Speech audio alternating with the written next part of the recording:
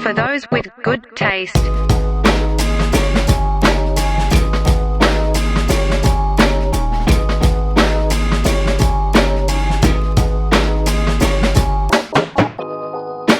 Hey, what is going on, everybody? It's your boys from For Those With Good Taste. I'm Matt. He's Lenny. I just got like a weird eye twitch. What's up, everybody?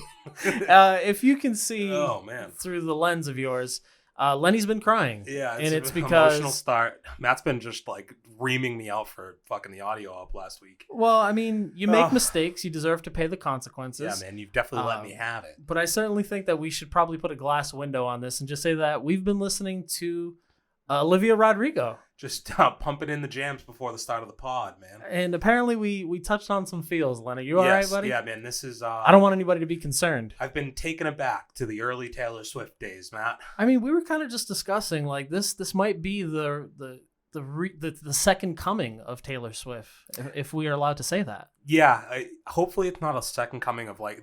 I had two different people. First was Taylor Swift. The other one was, like, Britney Spears. Hey, let's hope she doesn't go down that route. Yeah. That's a dark story for anybody. You think about it, like Disney Channel star. Then she gets like too popular with "Baby Hit Me, Baby One More Time." Goes fucking nuts. I digress, though. Probably not gonna happen. Not like very that. far, man. I mean, the whole Save Britney #Save Britney thing is kind of hot right now. Is that how you hashtag? I'm kind of messing up on my hashtags. I'm workshopping this. We've already discussed that I'm not good with the internet, and to me, it's still the pound sign. So some would say we both probably suck at technology. I can't put on a month without fucking up a recording, brother, and you can't. I use would the internet. say you don't know how to Google. You're a mile ahead of me because when it comes to at least staying in tune with what's cool and what's hip, you're definitely got me on that train, dude. Yeah, it's what's hip in the world, dude. So, no cap, son. What's hip in your world? No cap, son. Okay. Let's start here. I, Matt, this morning bought my Fast 9 ticket. Ooh, that must have been exciting for you. It was pretty cool. I used my phone. It was the internet and did you technology. Renew your or sign up back for your membership? Funny you should ask. I did. Okay. I did, and I have now bought 3 movie tickets for free, so I feel like my money is paid for. Well, we'll get into one of the movies that you saw a little bit later on. Yes, sir. #A Quiet Place 2. Yes, sir. But that's not the only thing that you've been watching. What has been on your mind lately? We're gonna kick off with some news first. So speaking of Fast 9, Matt. Yeah. Did you see the rumor that they want to do a crossover between Fast and the Furious and Jurassic World? I don't even. So there's crossovers and then there's like cross galaxies. Those are two different universes to me. How are they going to bring those two worlds together? That's what I was thinking about. I was like, how is this really going to work? I'm like doing this Like he's having a tough time this I'm having a weird start to this. So you'll be all right. I found myself thinking a couple different ways. But of course, the question is, how do we get here, right? For one, we don't know where Isla Nublar is, right? So technically, somebody probably does. I just don't. I would imagine they have an airport, and if they have an airport, that means that you could probably get Fast and Furious on it. People probably would have already stole dinosaurs in this universe if they were around. Yeah, that's true. That's true. But here's my next thought. So I've said that I think they're going to space, right? You have said that. I've said it. I don't think there's dinosaurs in space, though. However, Matt, what if they hit a black hole? Like a Bermuda Triangle? In space. In space. Okay. Yeah, in space. A wormhole. I don't think that's a good sign for anybody. But I've seen enough Star Trek movies to know that unless you're Chris Pine, you're not making it through a black hole. What if La Familia is driving a couple muscle cars in space? Sorry, it sounds insane to me. They hit a black hole, spit out the other side, go rocketing towards Earth, somehow land on a tarmac or on the ocean. I haven't decided yet. Okay.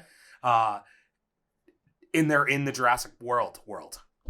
I like what you did there. I almost was going to say that they landed into like where King Kong was hanging out for a while on Skull Island, and maybe there's dinosaurs there. It's certainly a possibility. Let me tell you, it's not out of the realm of what the Fast and the Furious could be known for. They could definitely pull it off. Maybe you go so fast and so furious that you end up going back in time. Break the sound. It's the Flash. Yes. That's essentially it's the same thing. You're breaking Flashpoint, Fast and the Furious. Flash and the Furious. Fast Point? I don't know. The Fast Point paradox. I think there's a couple of different ways that you can go with it. My question would be, is Jurassic World ready to be part of another 20 movie dynasty? I mean, they're both reaching that point. Cumulatively, we're at near 20 between both franchises, right? I would have to ask this question. How are they doing with the TV show? With the Jurassic World TV show? Yeah. Oh, I'm still fucking loving it. I've actually paced myself pretty well on this because I've been fitting in other things that I'm watching. Okay. But I am like 6 episodes into the 8-episode season. It's either 8 or 10-episode season, and it's really good. There's a new monster cruising about. The kids are trying to get off the island.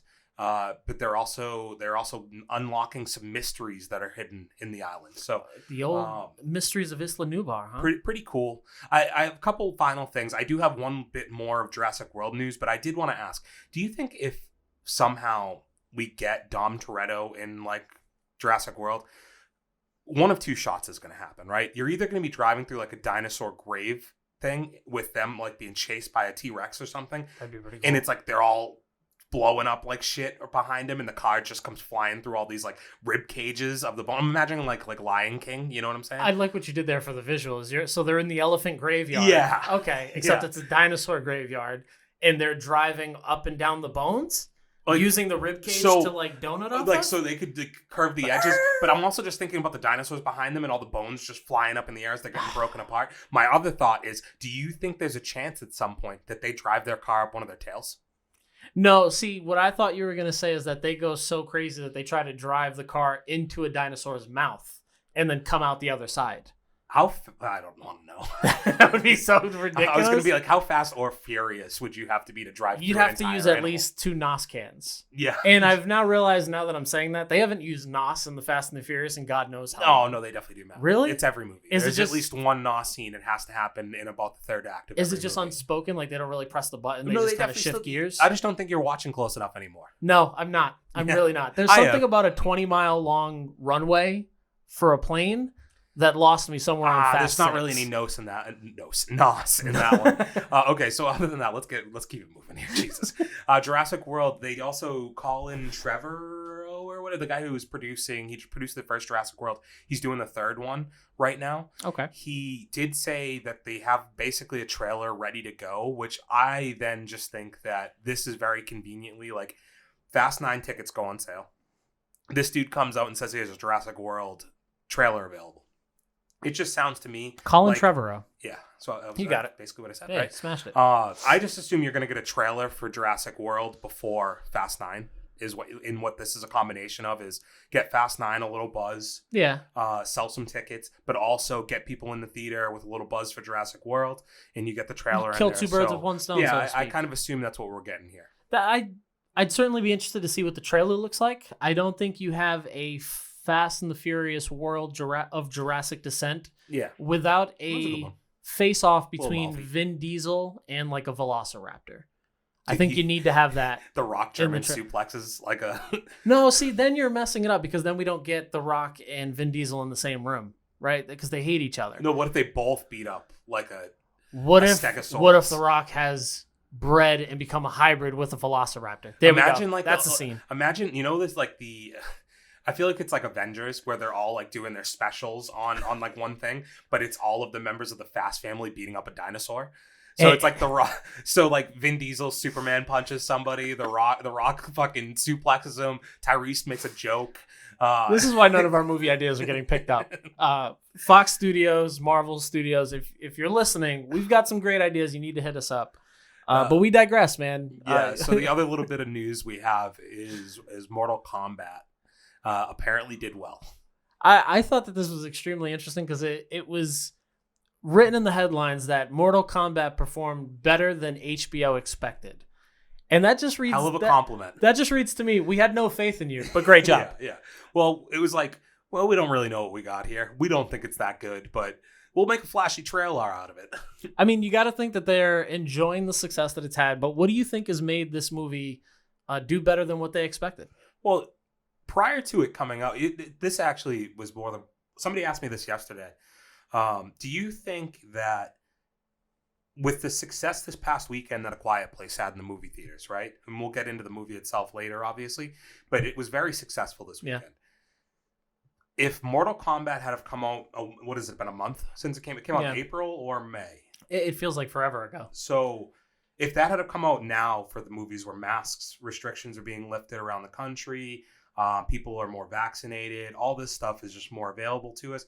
Do you think that that movie would have been more successful in the movie theater? Because I did think there was a large amount of buzz going into it, a decent amount of we word were of excited mouth. for it. But it could also be that there wasn't a lot of other stuff. That started the wave of all this new stuff coming out, right? You say that, but we had actually made a mention when we did 3, 2, 1 spoiler that never hit market, right? We did 3, 2, 1 spoiler on Kid Detective. Yep. And we had Great made a movie, mention watch that Demon Slayer Mugen Train actually came out in theaters Funny name. the same day that Mortal Kombat went into theaters and also hit HBO Max. And that movie did really well. Yeah. So it is tough to say. Outperformed expectations. It outperformed expectations. It did extremely well numbers-wise, both here and overseas. So it is tough for me to say that maybe Mortal Kombat could have been better if it's released a month later, maybe because of less restrictions, it gets more popularity. But there was another movie that performed really well in its place. I actually was on the side of, I said it wouldn't have done nearly as well because at the end of the day, for me, like for them to make money in the movies, I think audience score is actually the most important thing. It's not Rotten Tomatoes. Like Rotten Tomatoes will get you in the first day, but what gets people to show up through an entire weekend is really what the other people who that are like you and me that are going to see it, right? Yeah, who's reviewing it, who's tweeting about it, like what's really got the buzz about this particular movie. And I agree with you. I don't think know it what the would have done audience it well. score was for that, but I just can't imagine it was that good just because my score wasn't that good for it and I'm the audience. Yeah, I mean, the general consensus that I got from conversations with people is that I think nostalgia wore off after the first 20 minutes and we didn't really enjoy it. If you just filibuster for a second for me, Matt, I could tell us right away. I got you. No, yeah, just get going. I'm filling it in. Fill some busters for us. So one of the cool things about Mortal Kombat that was at least interesting in the fact that, they introduced all the characters. You were dead wrong. Were we? Jesus Christ. Did it do really well? The audience score was 86%. So this is what I was going to say is they did a great job reintroducing a handful of characters. Yeah. I feel like I say this line all the time on this show. But they reintroduced these characters and they gave you a little bit to bite on if you love the video game history. But then they gave you just enough story to kind of get you through what seemed like a really long 2 hours, right? I'm not hearing the numbers. I guess I'm not surprised because if you think about the amount of people that did actually watch it, I can imagine the numbers are pretty high. Maybe people got more enjoyment out of it after that. Are a second lot of watch. people going to be willing to pay $20 for a ticket to see it though? Don't think so. Because there's not like matinees anymore at the movies. Like they do like 30% discounts on Tuesdays or some shit. At least at AMC. It's not like before where like if you saw a movie before like 6 o'clock, I think is what it basically. Yeah, that matinee's been moving up over the years. I remember it used to be 6 p.m. Then Yeah. before you knew it was like 3 p.m. And you're like, I can't make I this. guess I take advantage of that, or I did. Yeah, I you used to did. take a lot of advantage. Will of be it, but- again very soon, I guess. Yeah. Huh? But I'm good for them. We were already going to get a sequel. I mean, I guess this just solidifies that Mortal Kombat 2 is going to happen. Mortal Kombat hyphen the tournament. Yeah, because Or I'd actually. colon? Is that colon? We talked about this, man. If there's anything but maybe a quotation mark, I don't know. Where it get goes. me the hell out of I don't know there, where dude. it goes. I don't know the difference between commas and apostrophes. And then you say semicolon, and I say semi, get me the hell out of here. Yeah. But we'll move on from what people in the general consensus would consider a success. I wanted to jump into something that's not getting rave reviews, but I've actually been kind of enjoying it. Wait.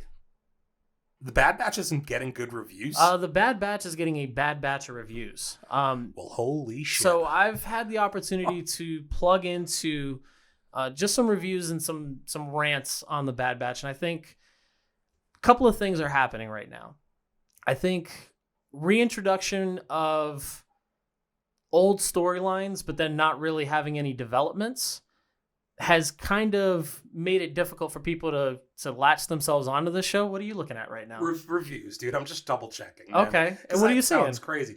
I mean, they have good reviews on Google, but that doesn't mean anything. That's only 1,000 people. I would imagine the majority of reviews on Google are going to be positive.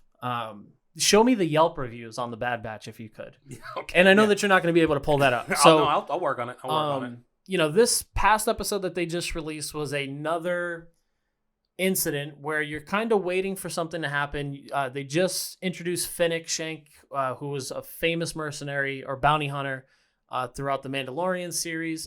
They introduce her, and then we kind of just touch on her a little bit in this last episode where the Bad Batch are looking for an ally so that they can make some money and find a place to kind of hide out. And rather than getting another cool character, we're kind of just introduced to this person named Sid, and we think Sid is a guy. Sloth. Oh. No, Sid the Sloth, great character, doesn't survive a day in the Star Wars world. I beg to differ. Nope. He's the equivalent of Jar Jar Binks without any actual That's talent. not true, dude. There we go. Okay, Ice I know Age what I is said. like... He survived the Ice Age. That's all I'm saying. We can get back to the Bad Batch, Being dude. protected by Diego, dude. I'm not going to do this with you. Anyway. Can I just make sure on the Bad Batch, dude? And I'm sorry to interrupt your amazing review of it. I wouldn't say it's an amazing review. I want to make sure that you're not just putting your own personal feelings into how you feel about the show, or if these are real reviews that we're saying. No. I will say I've enjoyed the show, but I'm saying these guys over there didn't. Some people aren't. Okay. I am saying I can understand why. This past episode just didn't. It left a lot on the table that I think we're gonna need more. If we're only gonna have a few more episodes left. Make sense? Where are we at in this? Is it episode 5? We're at episode 5, and I think we only get 3 more episodes. But I don't know where we're going in the storyline. It's very difficult to find a place. Is the major gripe? Is that it's just kind of stagnant right now? Yeah, like I said, we've gotten some cool animated versions of known characters from shows and movies of past, but we're not really getting an exclamation point. We haven't really understood. There was no, I talked about there being a battle between the Bad Batch and one of their old comrades. There was no talk of that. We didn't really get any update on the chase, so to speak. So I'm kind of just really waiting for something to happen. If you guys got a better insight into it, you kind of have an idea of where this is going, hit us in the chat. Let me know what I'm missing. How are the action sequences so far? I think visually they've always done well. They introduced a new monster in this one, which ends up being the target for the movie or for the episode. It looks cool, but again, I don't see how any of this actually plays into the bigger picture. Okay, so a little bit of a filler episode. It's a little bit of a filler episode, and I'm getting a little bit nervous that we have too many of these. I gotcha. You know what I mean? Fair enough. You probably know. I think this is going to be about controversial, but I love, as Eric Bischoff once said, Matt, weekly wrestling reference, controversy creates cash. Controversy does. Controversy sounds like a new chocolate that Hershey's is making. I ate a snack before I got on here. You get on me all the time when I don't know how to speak English, so I am going to take the chances that I get.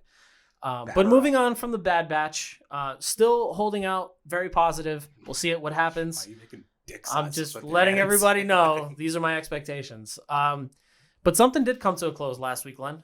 Closing time. Got nowhere to go now. I know the song, never actually knew the words. The Mighty Ducks Game Changers closed out their season. Yeah, came to a close. I thought you were gonna say came to a screeching halt. Yeah, I was going to, but then I felt like that was gonna make it sound like I didn't enjoy it, because I think I enjoyed it. All right, well, let's jump right into it, buddy. Episode 10, Mighty Ducks Game Changers. First of all, we were right.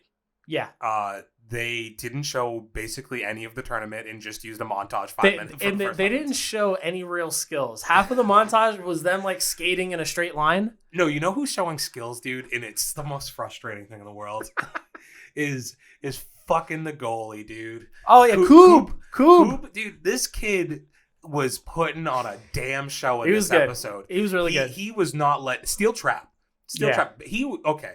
So if there's Goldberg and there's Julie the Cat Gaffney, he's Julie the Cat now. Oh yeah.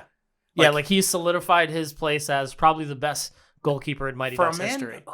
Or a kid who spent 8 episodes not being able to bend his knees, he is very flexible. Oh, you would have thought he was a ballerina on ice. And congratulations to him, because his parents showed up to his first ever game. Pretty cool. That was awesome. Yeah. It was cool to see him still play well throughout the entire show.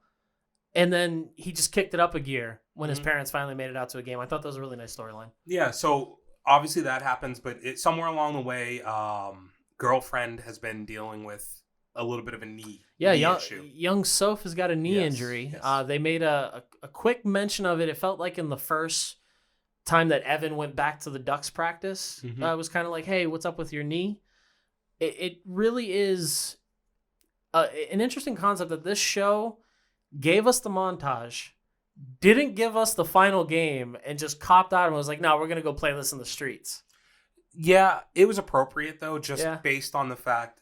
I didn't mind it, actually, because it's better. Okay, how do you feel about this? I guess is it better or worse that if they had have won the championship but stayed the Don't Bothers, or if we got the outcome that we got, where we get this speech where they're all we where they all stand up team meeting, we revisit that. They once again as a collective are like, it's more important that we have each other and that we're not here to win. We were never here to win championships. We've accomplished more than we're supposed to. Yeah. So I think that message has been pretty consistent through the whole season. So to get that to be the outcome, not an issue. But then I also think the other thing that's been consistent throughout the show is them taking ideas from the other 3 movies, right? And again, and I don't know if we talked about this off camera at all, but this was basically Ducks 3. Yeah. Right? Yep, It's varsity versus JV. It's fighting for something far more important than, and I guess my initial question was like, would you rather have the title or the Ducks be the Ducks again? Yeah. Like, what was the more important outcome? And let me emphasize, I think where we ended up with the show, I thought was a great place. We thought they were going to lose. Right. I guess my issue or my gripe with it is that there was almost too much of an emphasis that they based everything on Sophie's health, right? So it's like, to me, it just felt like an oversimplification of the reliance on kids or the pressure on kids to the point where they just made it like, oh, okay, it's okay that you can't play. We're all okay with it. And I love the fact that they came together. I just guess I didn't like the fact that we lost the plot, so to speak. I mean, I hate it. I guess to your point, I hate that they set up a million obstacles. Like, it's like, okay, Gordon isn't supposed to coach in the NCAA. So pull him out. There's a reason for the kids not to be able to play.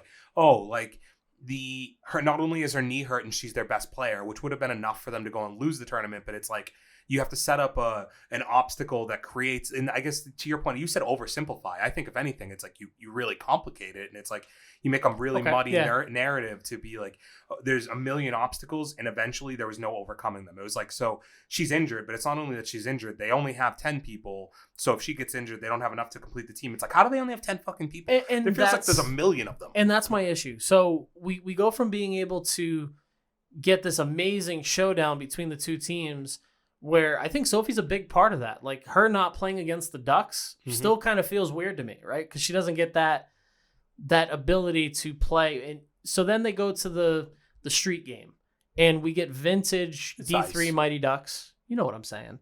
Street ice, street game, street ice game, whatever. I hate you right now. I think it's like a pickup game is what you could probably call it. Right now. It's not a pickup game. The team's already chosen. Dude, are we going to address the fact also that it's like, I think they say like no fans, no glitz, no glamour, no cameras, and then they were just like, we'll have a ton of fans. We're gonna get a ref. It's gonna be about as official as it comes. They're still gonna have the announcers. Yeah. Like, it's a real game. Yeah. But we go into like almost exact like for like of D3 Mighty Ducks. Hey guys, we're bigger, we're meaner. Go kick their ass. Whoa, crazy halftime speech that's gonna change the world.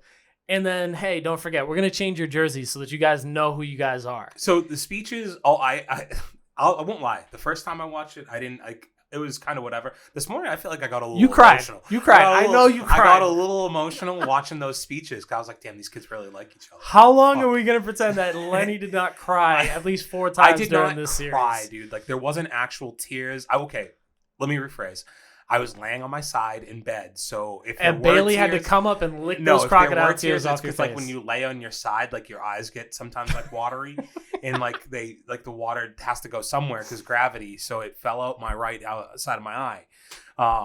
It was. I'm not giving you that. Actually, the worst speech of all of them was Evan, because it was just like, dude, you just fired your mom a week ago. Don't like yeah, she's great. Like, I think Alex is awesome. Your mom is great, dude, but we don't actually believe that you believe that, because we've heard you talk a lot of shit about your mom, dude. I also love Gordon in the background when she's like, yeah, well, like, even if you guys choose not to like play, we still have the ice palace. He's like, well, yeah, if you pay for it. Like, Gordon wins the ultimate gangster move like the entire time, because he's like, oh, we'll play you for the name. Like, wait, no, you guys want something, we want something. And it was like, oh, dude, hey, dude, man, we don't know if we're ready to do this. Mm-hmm. He's like, no, dude, they want us gone, we want them gone. We're taking the Ducks. It was just an OG move. What do you think of the look with the jerseys? I thought it was cool. It meshed pretty well with the pants. It was almost like I don't know if they thought about that. Like obviously they probably thought about that early in like the going over the wardrobe of the characters, right? But I thought like the pants, it almost looked like they were from the original movie. My question was, what jerseys were they going to come out with, right? Like I thought the Ducks were using these purple or black jerseys. Maybe we come out with the white. The fact that they went old school Ducks, the original Ducks was jerseys, right on the money, and I thought it did a great job of kind of tying it together. It's the look, it just seemed right? Like you're watching it, you have the feeling that they're going to win. What did you think of the way that they came back, the way that it ends? The hockey's trash. If I have one, I mean, it's my biggest gripe would be the hockey. The interpersonal stuff has all been great all season. The hockey needs work, and if we're gonna get a season 2, which we very obviously are, and if they're really gonna be the Ducks, not be the Don't Bothers, they've really got to wrap that up, or like they need to spend this whole off season between seasons that they're filming with these kids actually learning how to play the fucking game. Like learning how to skate would be great. How slow was everything? Then that's why I said the montage, the flying V alone was got. I liked it better the second watch because I thought some of the passing was decent in the flying V. Yeah, but it was so slow to happen. I hate the blindfold thing. Needs to go away. Somebody else mentioned this to me. Maybe it was Dante. I think said this to me. Sure. He name was dropping, but yeah. I mean, we never do, so I give him one shout out. He said to me, basically the NCAA, like if you're gonna have to have scouts now. Yeah, okay. Right? I think that makes sense. Because they were supposed to be scouted before the tournament that they anyway. As a way to get out of the first one with him not getting, like being able to coach, was that you never send scouts. Yeah. So if you send scouts, then Gordon Bombay can't be coach. Yeah, right? but I think he's taken more of a backseat anyway. I think they are trying to really emphasize the fact that Alex is the coach. Mm-hmm.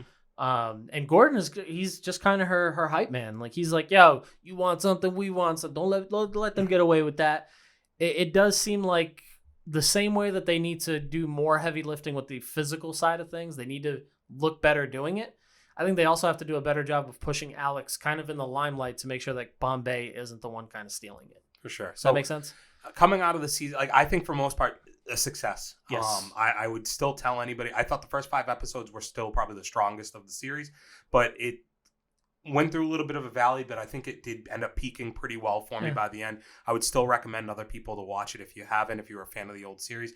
And I'm definitely looking forward to what we're going to get for next season. Certainly looking forward to season 2. I would go back to past me 10 weeks ago, and I would say, hey, man, you're going to look forward to the end. Stick it out. Stick it out. You're going to enjoy this. All right, Lenny, now it's time for, I think, our favorite part of the episode. Yeah, it's become a weekly staple.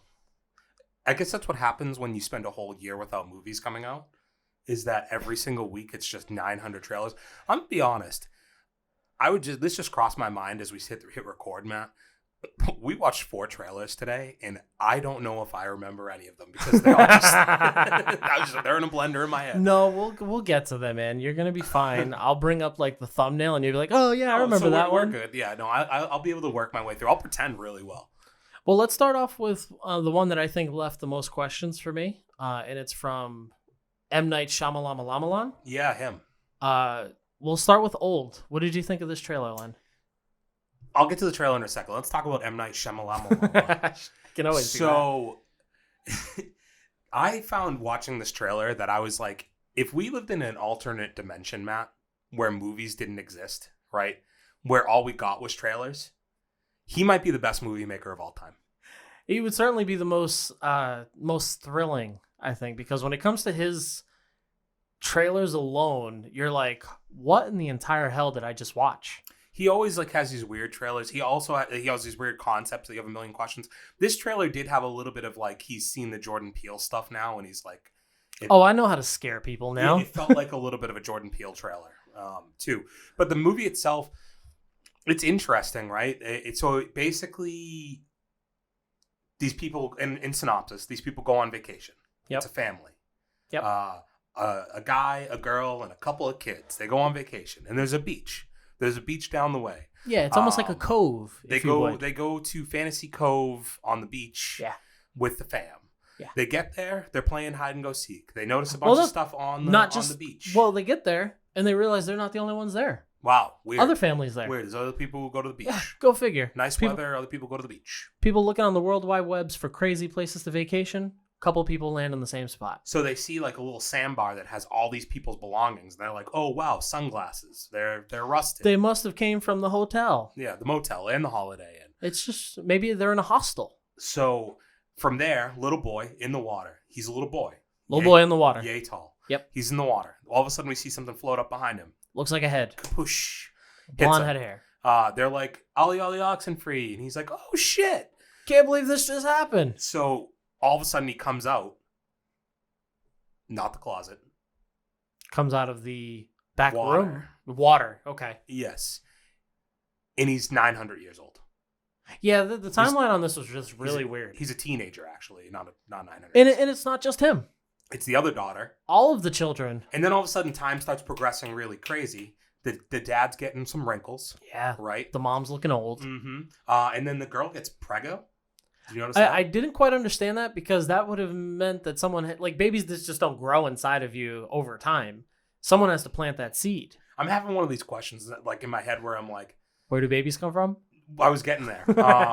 It was like, well, like, we don't have a huge audience watching this, so can I get away with saying some very controversial things? I think you could. I probably won't go there. Okay. I'm just going to say, like, is it legal for her to have sex? Because in the episode, That's the movie. In the movie, I'm sorry. In the trailer is what I meant to say. This is a 6-year-old girl who then becomes a teenager. But is she still 6? I would imagine so. Like, does she have memories from there to there? I don't know anything about this movie, dude. I'm going to be honest with you. Just the trailer alone let me understand that I know nothing going into this movie, and I actually have more questions about the real world than I do after I watch this trailer. So let's finalize this trailer here, Matt. What do you think's doing it? What's some of your guesses? Because I had a couple guesses coming out of it. I think it's the water. So my first thought was the moon. Oh, okay. Tides. Well, the moon controls the tides. Yes. So that would make sense. So my first thought was obvious. It's like, it's got to be the tides. But is it Right. a different moon? The tides of men. What is it about this moon and where it's placed? It's lunar. No, all moons are lunar. Lunar isn't just like a name that you put on a moon. All moons are considered lunar. Well, okay, science man. I would say if there's any one of us here who the scientist is, Yeah, well, we're killing it's this. me, dude. I'm the guy. All right, so you don't think it's the lunar moon? I think it could be the lunar moon. Okay. I just have way more questions. I have I had another guess. Did you have any other guesses? No. 'Cause I had one more. I was guess. gonna say I wanted to hear what your thought was. I had one other guess. Okay. Mermaids. No. No? Nope. Okay, they go into, but think about it. They go into that little tunnel thing, and they're like, oh, people are like passing out in there. Sounds like mermaids. Yeah, it sounds to me like drunk people can't hold their breath. Where were they getting the alcohol from? They didn't have any coolers. They're on vacation. If you're on vacation, you immediately get alcohol. I don't know, dude. That's just how it works. I just think mermaids might have something to do with it, or Poseidon.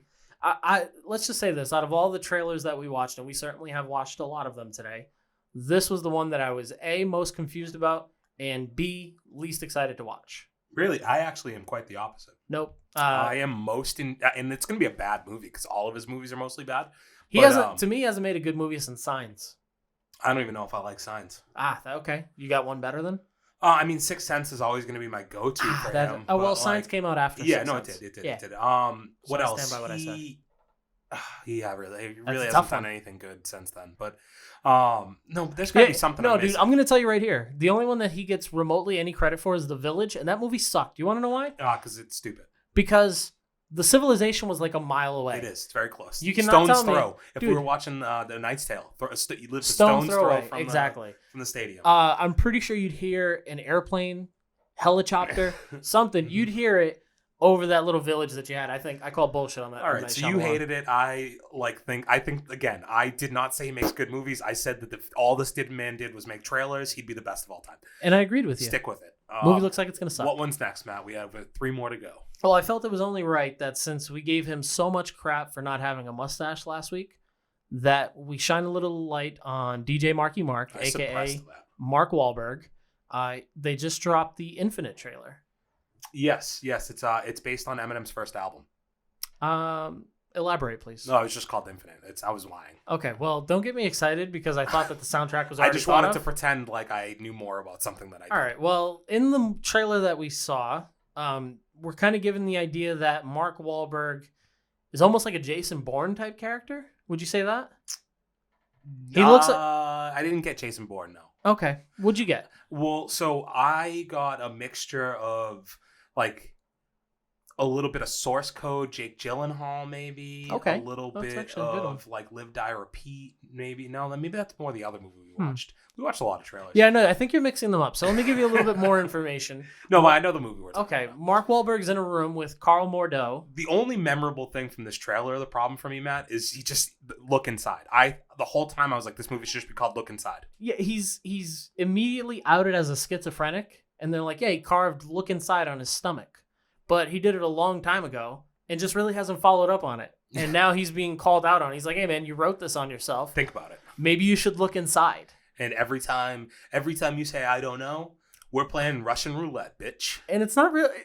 Question. Is Russian roulette, you put one bullet in a 6-chamber gun, and you continue just shooting, or do you have to spin it every single time? I think there's both rules apply.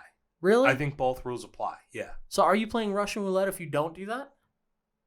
Well, no, but like I said, I think it's like So like you can either go through the 6 bullets and guarantee somebody might die, or you spin it every time and you never know where the bullet that is. sounds insane to me. Which one would you rather play? Neither, sir. Hypothetical, Matt. There's 5 people and only 1 bullet. So there's 6 in the chamber, right? On a revolver. We don't know guns. So, but in my world, there's 6 in the gun. There's 5 people. Okay. So one's gotta die. One person's gonna. Actually, one. Not everybody has. I feel like the odds have shifted a little. No, so it's actually favorable towards you. So I'm giving you good odds. Okay. So this happens, and would you rather have to spin it every time, or would you rather? And you have to be the 5th person in line. No matter what in this scenario. No matter what in the scenario, you have to be the 5th person in line. If I'm the 5th person, I'd want them to keep spinning it. I don't. Why? No, there's no way in hell I do. Here's the reason why. Because if they pull it 4 times and it doesn't go off, I'm almost 100% sure that I'm going to die. No. See, I think the odds are probably pretty similar, Matt, because when you really get down to it, either you have to, it sucks because you have to watch somebody else die. It sucks. But if you're 5th, you basically watch and you're like, oh, 4 people lived. You still have a chance of making it out. You have 50-50 shot. Your odds are pretty good. Yeah, your odds are pretty fucking good. 50, Matt, hear me out. 50-50's not good. Hear me out. Okay, versus 1 of 6. What are the odds on that? 1 in 6 chances of me dying? Well, yeah. What's the odds on that? It's 1 out of 6, so that's what? 18%? Give or take a couple? I guess. 50-50 is either one. I don't know, man. Either I'm gonna live or I'm gonna die. I just think there's a good chance that it happens in the first 4 bullets before me. There's a mathematician out there. If you are, hit us in the chat. I need to know what's the probability. What would you rather have happen if there was 5 people in a line? I still don't know if that's the right number. And go there's ahead, 6 and there's 6 empty slots in the there's 5 there's empty 5 slots, empty slots. There's 1 bullet in your revolver. Yes. Would you rather have to spin that every time, or would you rather, Steve, maybe you can take this for your Thursday live. Put this one out in the world. We'll take a cut, but yes, that might be a good idea. Or the other thing I said. Okay, I'll leave it either or. Spin it every time, in this or never scenario, spin it. Mark Wahlberg is being spun on every single time that the shot's going off, and it takes 3 of them to the point where he's like, "All right, I don't want you doing this anymore." Well, he says it's every time he says, "I don't know." Yeah, no. A piece of rope. Well, it's about a couple of different items. Sure. Samurai sword. Makes sense. A bottle cork, which I thought was a little weird. I would certainly say that's not mine. He was just thirsty. It's weird. But he then gets a vision of what seems like a lifetime of memories. Mm-hmm. They give the immediate understanding that he doesn't remember who he is, but he's apparently someone who every time he dies, he comes back to life. And hence the name Infinite. I don't know if you picked up on that. Well, yeah, no, I got that. Okay, I thought I uncovered gold. No. All right. No, so it's pretty obvious. I still think what was it? Let Me In or Look Inside? Yeah, that's what it should be called. You then compared it to Total Recall at some point, which was a fair. I thought that was a fair assessment because you can't remember who you are. You're brought into a room where this guy's trying to aggressively convince you are this person. Yeah. You're going to remember who you are. But then some hot chick comes in a car fucks up the entire show and tells you that you're not who they are telling you that you are. You're actually this person that I know. And now we're going on the run. The other movie that just popped in my head, do you ever see the movie Paycheck? Yes. With Ben Affleck? Yeah. Ben Fleck? Ben Affleck. Yeah, that one. Kind of like that, right? Yeah, He sends himself some articles in the... To kind of remind him who you are. Mm-hmm. Both are great concepts. Both seem eerily similar to this movie, but the only change of pace is that this guy, once he remembers who he is apparently supposed to be an all-time badass. He's pretty cool. Yeah. Pretty hip guy, no cap. They tell him that you don't know what the possibilities of what you could do are going to be. My rebuttal to that is he's died every time before he's actually had a chance to do it. How good are you? How many chances are we going to give this guy? Yeah. Somebody else get a Why ticket? do we keep dusting off this guy again? Let's treat this like the local deli. But all in all, I thought it was a pretty interesting trailer. I thought the visuals looked good. There is one scene where the car is coming through the window and it's jumping over a police car. The graphics are fucked up. The tire certainly goes through the cop car. I'll have to go back and rewatch. Go back and watch that. Pretty cool catch, dude. But all in all, what did you think of this one? I'll watch it. It's on Paramount Plus, so I don't have to pay. I'll watch it. It's also Marky Mark. Yeah, no, you kind of just, you know what you're going to get with him. Oh, yeah. Somewhere in the middle. Yeah, I'm certainly... He's chips. I think Mark Wahlberg's probably chips. I'd even say that guy's got some cake on him. Okay. All right, what's next up on movies? The next one we're going to go with is Jungle Cruise. Oh, okay. Interesting. I knew that this was the one that you were most excited about. I thought we were going to flip-flop these, but Nope, okay, we're going to go here. I went this way. Jungle Cruise with The Rock, Emily Blunt. What did you think of Disney's newest live-action movie? I found myself feeling a lot like I was watching the Pirates of the Caribbean. Or Indiana Jones. Both are appropriate. Or the movie Tarzan. Okay. Do you think so that time period, like visually, are you surprised we're still doing that in 2021? That's actually one of the things I did kind of think about. I couldn't put my finger on what movies I wanted to talk about. Okay. But even like The Mummy, like going back, like, you know, like that kind of, what was it, 1920s, 1930s, yep. right? Type early feel. early 19th or early 20th century, I think it is. That's how it works. I do think that it's interesting that we keep going back there because we've seen the visual setup a bunch of times, right? Like I said, the scene looks like it's taken out of every Indiana Jones movie. I would almost say that some of it looks Tomb Raider-esque when they're like underwater and they're going through certain like dark areas. Mm-hmm. It also just seemed like another ripoff of a movie that The Rock is already in Jumanji, right? A lot of the visuals kind of seem similar. I definitely got Jumanji. I still stand more towards like the action reminded me more of like the Pirates of the Caribbean action than it would Jumanji, but I do understand where you're coming from. The one pass I'll give this is that, well, I'm not really interested, but for one, The Rock's good, Emily Blunt's good.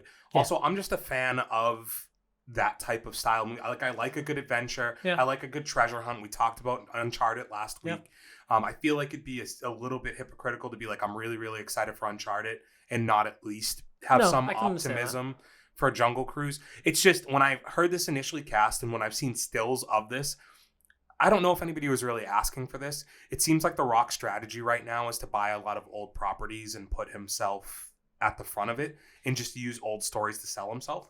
And I don't know if that's going to get kind of played out at some point. Like I want to get an original idea for him. It's coming off of hearing he's talking about buying, like, it might have been Total. Didn't I talk to you about this last week? He was like, he's trying to buy an Arnold Schwarzenegger property. No, we didn't talk about this. Okay, so I forget which one it was, but it might have been Total Recall, maybe Terminator? No, definitely not Terminator. Okay. But either way, it's one of those that he's trying to buy one of those old properties. Oh, no, you did say that they were going to remake Total Recall. I feel like you did say that. And I think it was. And then we talked about Colin Farrell already being in the previous one. I feel like, we did have. So, yeah, The Rock, I think just right now is kind of his strategy that he's going with, and it's going to work. The movie's going to do well. But I think it looks expensive. So. And I think that's why my initial reaction kind of sounds like I'm not excited or looking forward to it. I do want to watch it. I think it's going to be a good movie. Emily Blunt is very close to being on the can't miss list for me. Yeah, okay. She's really good. She's definitely really good. But I guess what my gripes are with it is that it looks so much like something I've seen so very recently from him that I guess I'm just looking for something different. And my hope is that there continues to be talks of Black Adam coming out sometime soon. I'm hoping that we get something like that from him. Yeah, that movie. But I'm tired of kind of hoping that The Rock will switch it up a little bit and not be as commercial. I want to see him do like something a little grittier, a little bit darker, I think. Like I want to see, he did stuff earlier in his career run that was still action, but good snitch. So I was going to say, Snitch is the one that comes faster. to mind. And anytime I think of him in a deeper role, it almost seems like the movie doesn't do that well.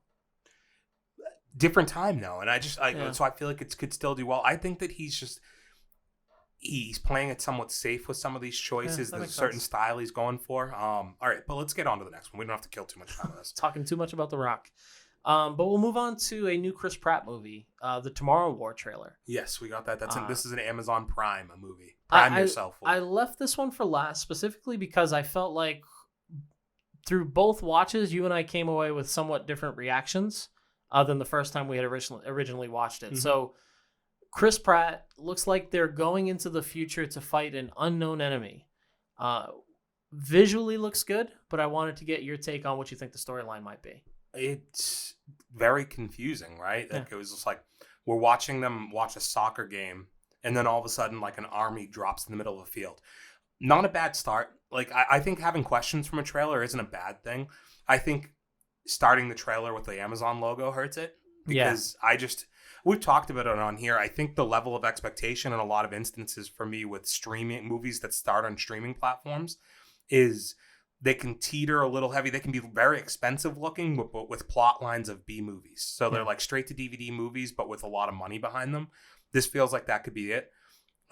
Visually, an issue I had was when he finally gets like brought into the army, right?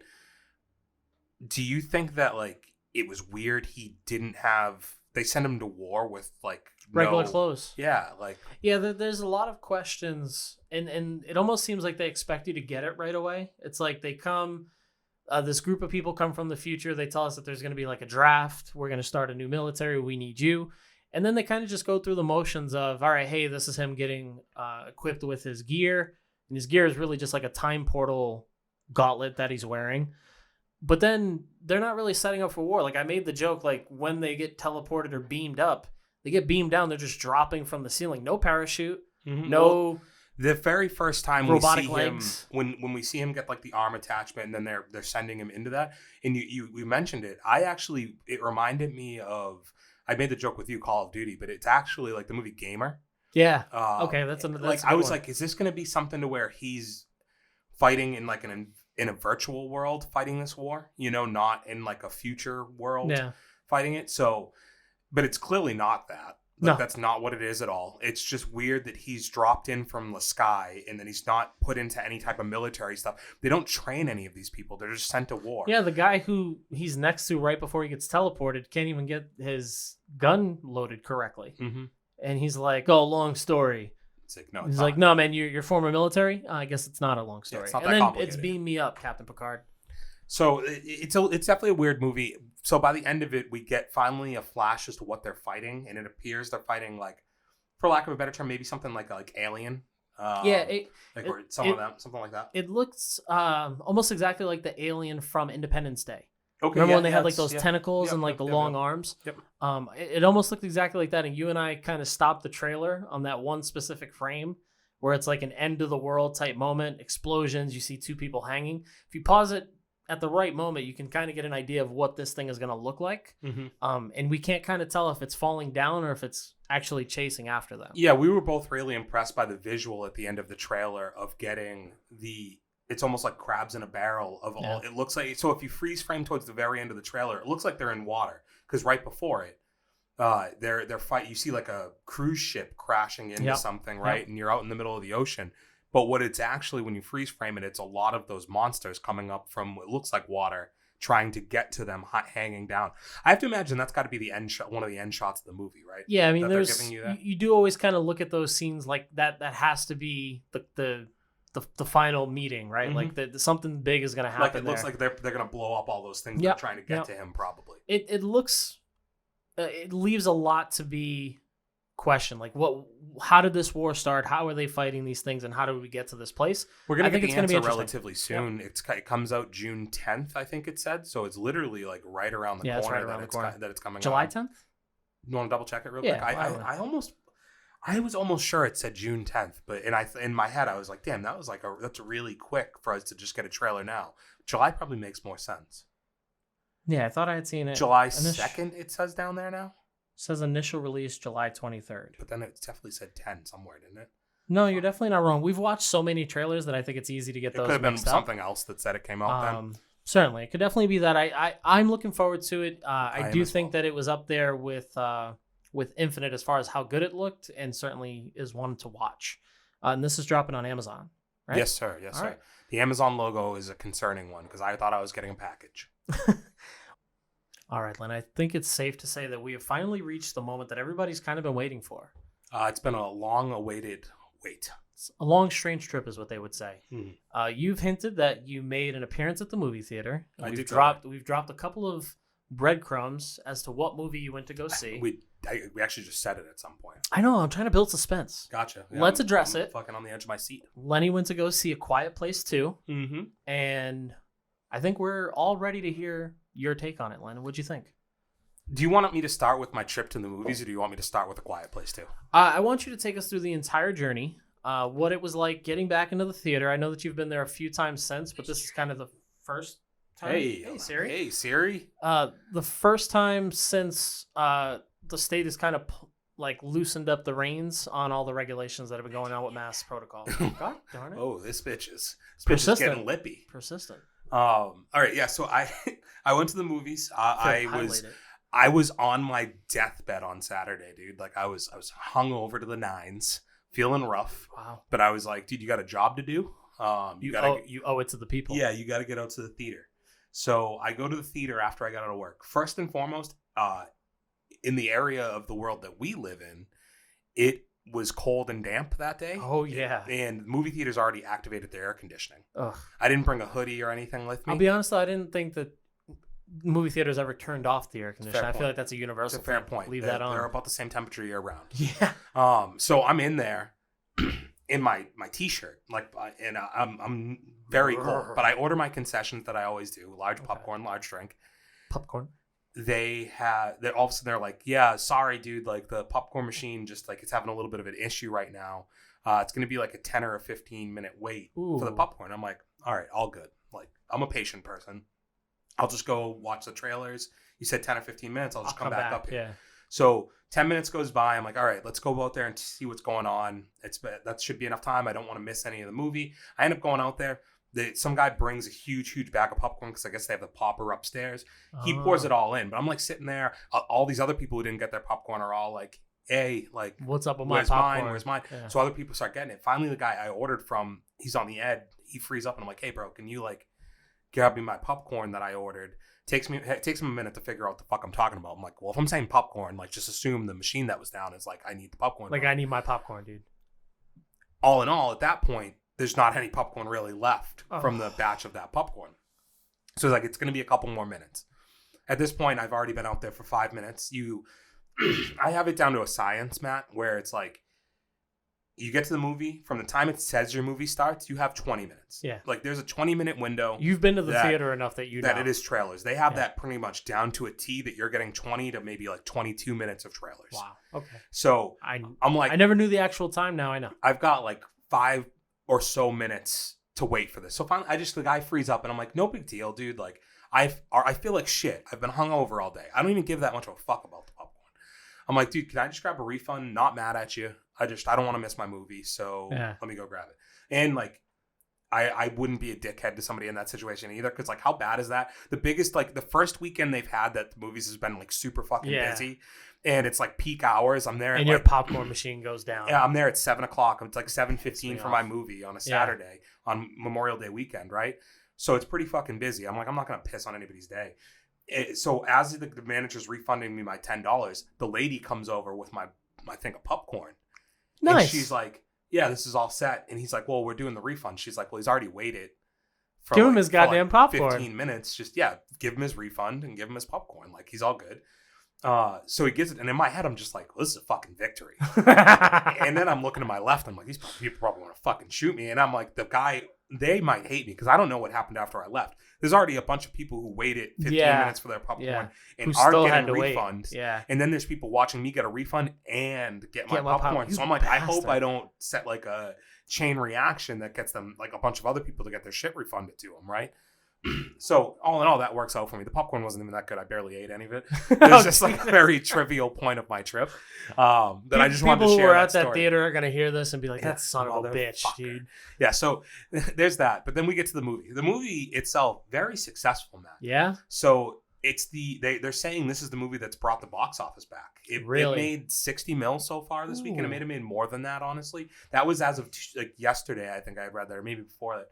But the movie, the last movie, highly successful. I think it only cost like 16 mil to make. This movie cost 60 mil to make, and by Sunday it had already made $60 million back. So it's already made the money that it had. Yeah, they've got 91% on Rotten Tomatoes. Yeah, so it had made back the money. Wow. The budget was 61. Yeah, so it had made back Nailed what it had owed. So obviously we're gonna get another one of these. It's just impossible not to.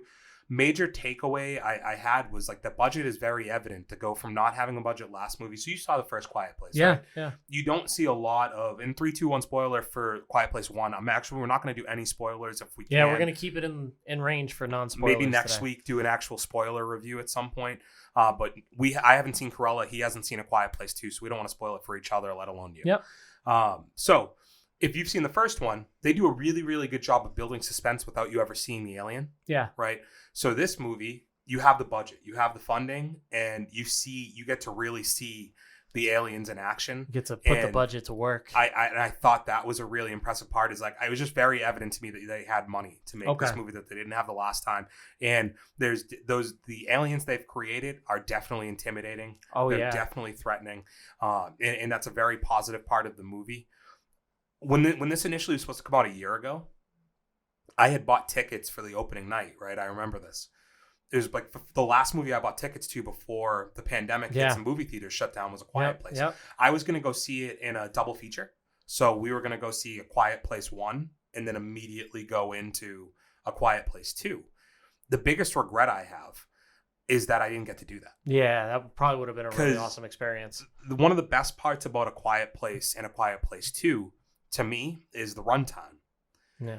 Each movie's only an hour and a half. The first one's an hour and a half. This one's like an hour 37.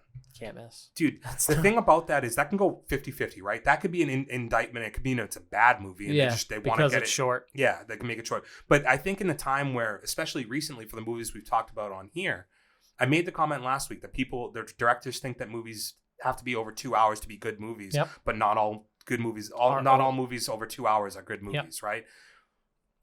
This movie doesn't try to stick around too long. Like it's a movie that's like very bang bang, and if anything, it ends kind of abruptly.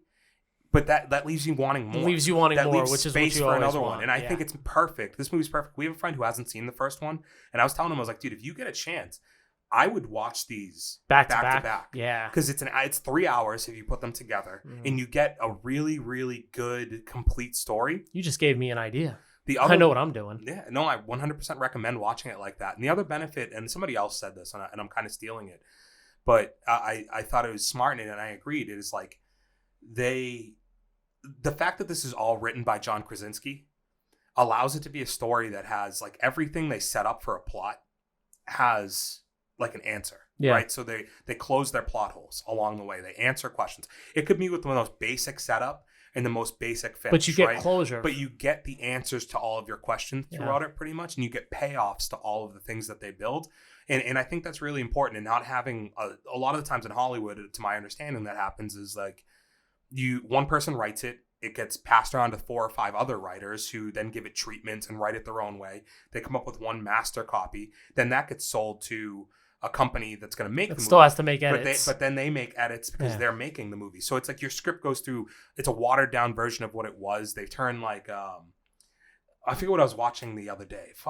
I was watching something and it was like, he was giving, the movie Let's Be Cops. I watched this last night, actually. You know that movie? Yeah. So the dude goes to pitch his video game. Yeah. Patrolman. Yep.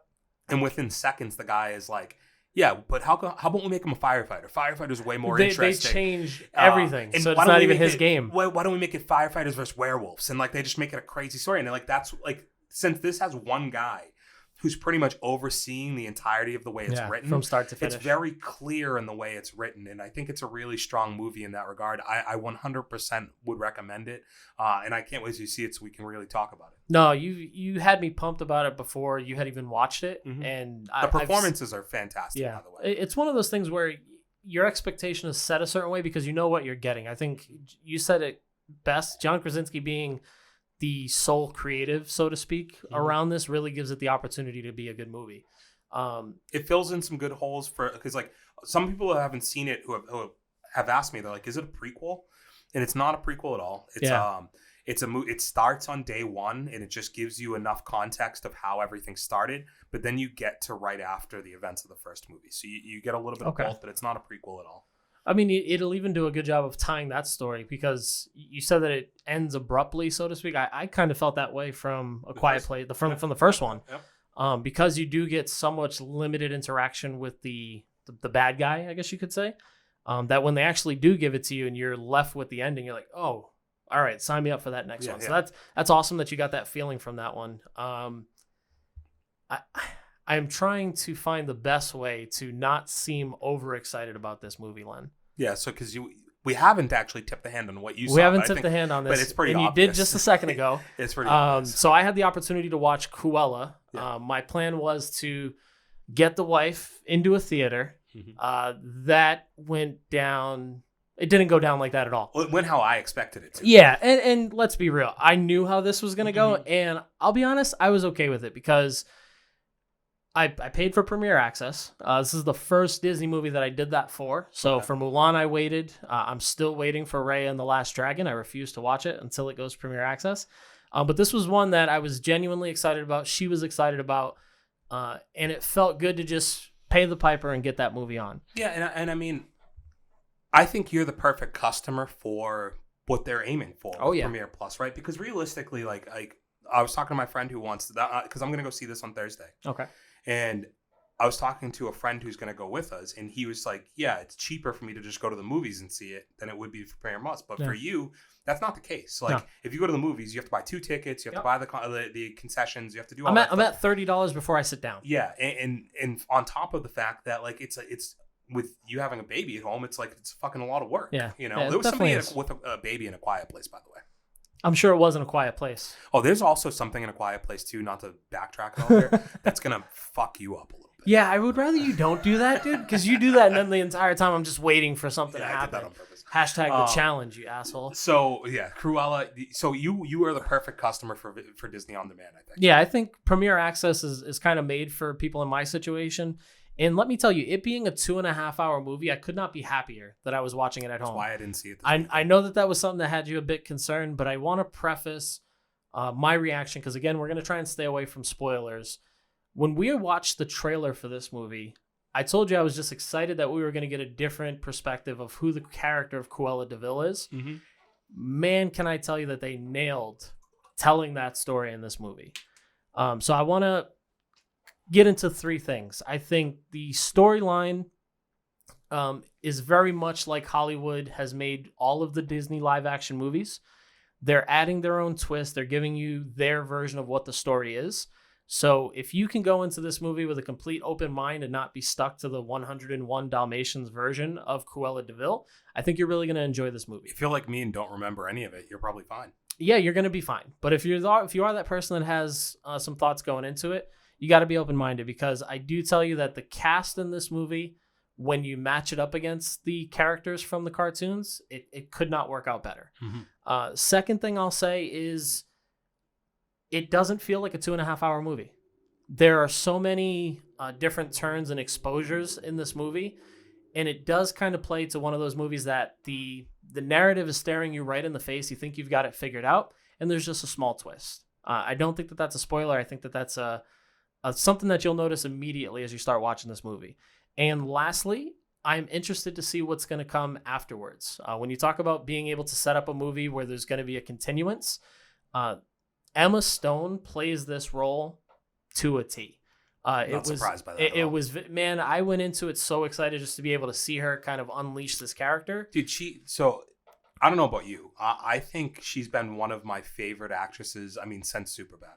It easily. consistent. Like I don't, and not everything is like a movie. Not every movie she's made is like a movie for me, but she stands out in every single role that I've ever seen her do. I had this moment where my wife was like, "Who the hell's Emma Stone?" And I was like, "I'm ready to divorce you." Easy A. Come on, bro. So I went down the line. I was like, Zombieland, Crazy Stupid Love, Superbad. There's so many different films that she's in. Easy A, and then The Help was another one Easy A, that I think is really popular. And she's very multifaceted. I mean, you see her as Gwen, Spider-Man, yeah. Gwen from Spider-Man. In Stacy. Gwen, thank you. I was forgetting the last Gotcha. name. She just has so many skill sets that play very well to her as an actress. And she holds the weight of this role very well. And when you watch this movie, it is really interesting to see how she's able to play two different sides. It's the biggest selling feature for me going into this movie is that it wasn't like I don't have any real memory of 101 or 102 Dalmatians. Not that I didn't like them or anything like that, but it's just not a movie I've rewatched or really stuck with me. Yeah. But her casting in the role was enough to make me be like, well, no, I'm definitely going to have to see that. Yeah, because most people remember, if you're remembering Cruella de Vil, she's not a big character in the movie. She has a couple of moments, and then there's how the movie ends, at least on the cartoon side. When you look at her portrayal of, or Glenn Close's portrayal of Cruella, it gives you an insight to like this ritzy person. You get to understand why she, got stuck into fashion. Here, you're getting to understand who Cruella is as a person, like before she ever was that. Before she ever was that, and how she came to be that, and the transformation is certainly one to watch. So I'm excited for you to catch this as well. I know that it's going to be a little bit long for you in this kind of movie, but I know that once you get there, you may enjoy it. I don't, and like I think it sounds like this over the past few weeks. I don't hate long movies. Like I could watch Endgame a million times over, right? Like I have no issue with long movies. I've watched a bunch of them, but it just seems like a very common trope now that we have to make everything exceedingly long. You said it about Mortal Kombat. Like there's no world that Mortal Kombat should be over a 2-hour movie, right? Like so I have no problem with this being 2 hours, and I'm sure I'm gonna come away happy. I mean, I'm always cautious when we build each other up, though. Yes, I know. Especially, and I'm sure it's more with me because you're not as guilty of this. Like anybody who knows, obviously, is like high expectations for me is not a good thing. Yeah. I normally find things that I fucking hate about it at that point, but I'm gonna try and be as high and high. Well, I'm definitely gonna be high for it. I was comforted in the notion that I genuinely think you and I have similar tastes when it comes to movies. Like you and I will enjoy a movie that most people don't like. And most of your recommendations I tend to enjoy. So, I mean, right off the bat, you're introduced to Horace and Jasper, who are the bad guys from 101 Dalmatians. And in this movie, you can't help but love them. So it is just one of those interesting things that you have a relationship with a movie. So back-to-back weeks, we've gone extremely long here, Matt. That's okay, buddy. So we're going to speed along here. I have one thing I'm going to close this out on, but first, what are you going to be watching this weekend? You have anything coming up? Yeah, so this weekend, I made some promises to a couple of people, and I feel like I've got to live up to those promises. Mm-hmm. So I recently finished Invincible on Amazon Prime, and everyone is pointing me towards The Boys on Amazon Prime. Yeah, so I do think that I am going to step on the nail with that series. I'm going to get it started, and I'm hoping to have it done by the next time we're in here. Cool. Let me know how you feel about that. I have not watched it, but everybody says it's really, really good. What are you going to be getting into? We have some fights coming up this weekend. Obviously, Logan Paul, Mayweather. That's a big one. We have a UFC event that's not that great, so I'll probably be tuning into both of those. Outside of that, I'm on the fence about The Conjuring 2 or The Conjuring 4. Fuck. We were going to do a whole thing on that. I don't know if we have time. Maybe if I watch a Conjuring, we can do the conversation next week. But yeah, let me know if you think I should see Conjuring 4, how you feel about those ones. Probably play MLB The Show. That's basically what I got. I'm a franchise extraordinaire, as you know. And we're not going to brush over the fact that you did say that you're going to finish that Olivia Rodrigo album. That's a today. I'm making thing. sure to put that While out there. I'm editing these episodes today, I will be rocking out to some of her music. I think that's something to look forward to. I did have one thing I want to close this out on, just a fucking stupid story I read, Matt. That's so funny. And it's probably not sweet. I also preference this, Matt. I've said this on here before. I'll say it again. Anything I know about anything is I've just read a headline. Yeah. So I read a headline about Taika Waititi, right? Taika Waititi. Waikiki.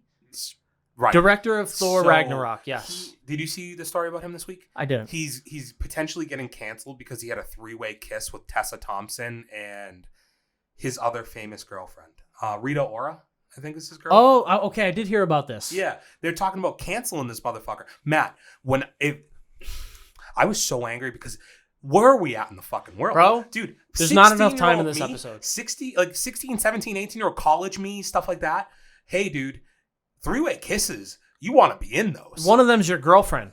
That's not even illegal. Like, what the fuck's the problem? where's the line that we're drawing? I'm It pretty is sure. crazy. And forgive me if I'm wrong, but I'm almost positive that Tessa Thompson is lesbian and or bisexual. Who gives a fuck? She's Correct. whatever she wants to be. Okay, grown people making grown decisions. Who are we canceling here? Because it was on a fucking public balcony, we're gonna public. Like I was like all over the place. I was mushing words. We're the fucking public, kid. What the hell? I'll run you over with my car. God, Fuck my accent. Boston came out so hard. Dude. Fucking park your car, dude. Fuck. Yeah, no, I was like, I'm just irrationally mad is what happened right there, dude. And my Boston came out of me when I got irrationally mad. Like, isn't that the most absurd fucking thing you've ever heard? It angers me because we're lucky to have this man and his creative vision for what he's been able to do with some pretty outstanding movies.